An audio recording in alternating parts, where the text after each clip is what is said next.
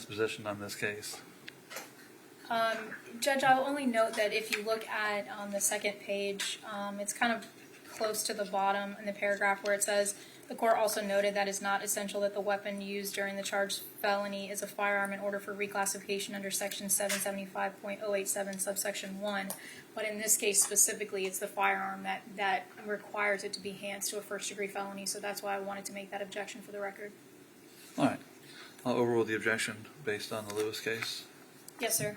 And then I believe there was a PSI done in this case. I think the court Yes, has ma'am. a copy of it. I'm not sure if the court has looked at it and relied on it. The only objection I wanted to make to the PSI, there were a few letters that were included by the probation officer that were typed. They were not authenticated, not sworn. So I would just ask the court to disregard those letters. Okay.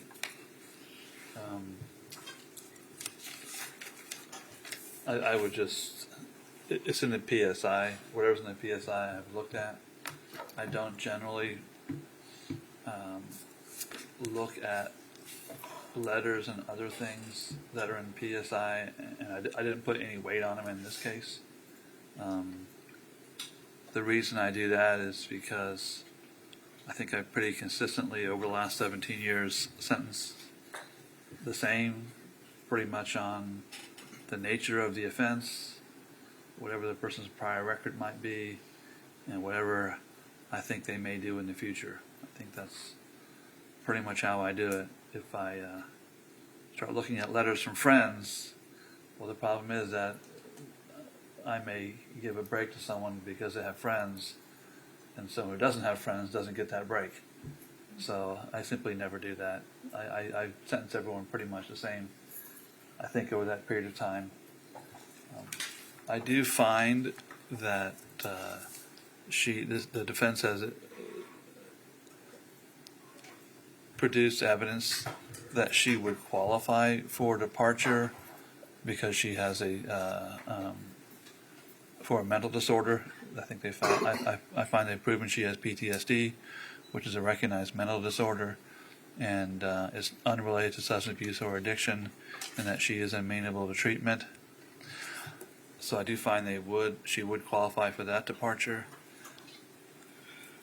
On your second one, the capacity of the defendant to appreciate the criminal nature of the conduct, I don't find there was sufficient evidence to prove that departure. There was no indication that she ever did not understand what she was doing, or that shooting at a person would be against the law, or that she couldn't conform with the law in any way. As a matter of fact, she seemed to be, prior to the shooting, calling the police. So it didn't appear to be any situation where her capacity was impaired in any way. I don't find there's evidence that the victim was the initiator, willing participant, aggressor, or provoker of the incident. Otherwise, although she was knocking loudly in this case, there was no real attempt to get in the residence. She kept asking her to come outside. So I don't find that that departure ground has been met.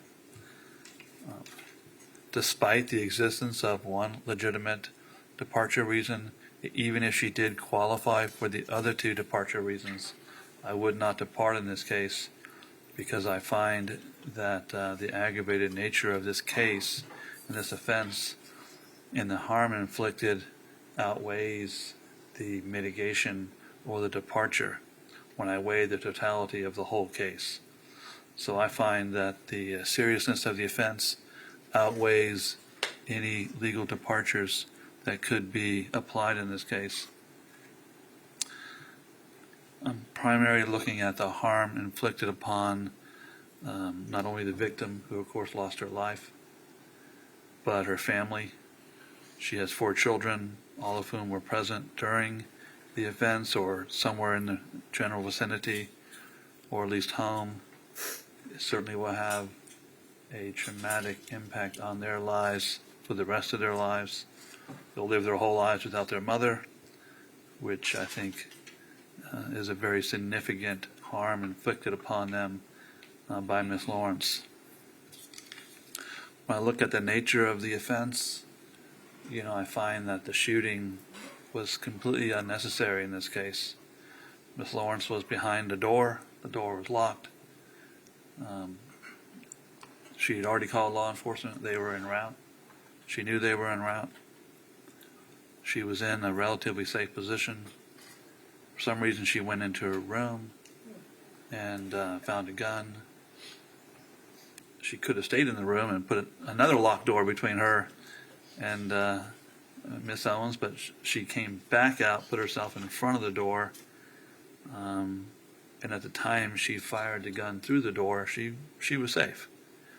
Miss Owens was simply, although she was clearly banging loudly and was probably very angry over the whole situation, it appears to be she was mostly demanding that Miss Lorincz come outside, which would indicate she had no indication of coming inside the house.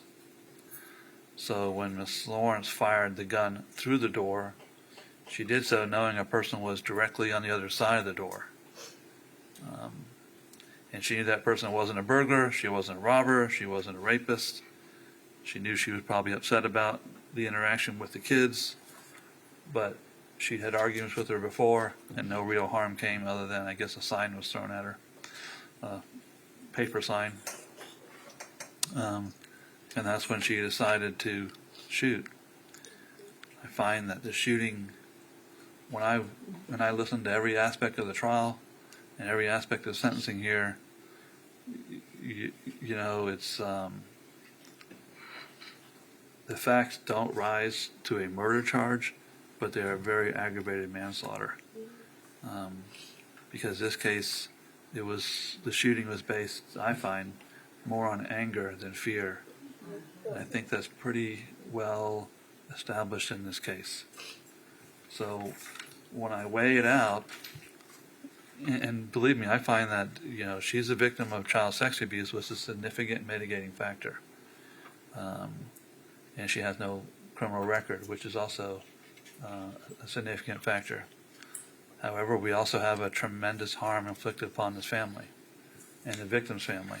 So what I'm going to do in this case is she being adjudicated guilty of manslaughter with a firearm, and order to serve 25 years in the Department of Corrections. With credit for 538 days. It's $100 cost of prosecution, $100 fine, court cost. Good luck to you, ma'am. You have 30 days to appeal.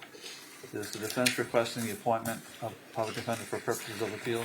Yes, sir. Just a few more things I want to put on the record. There was never an offer by the state. The state had asked us to make any reasonable offers.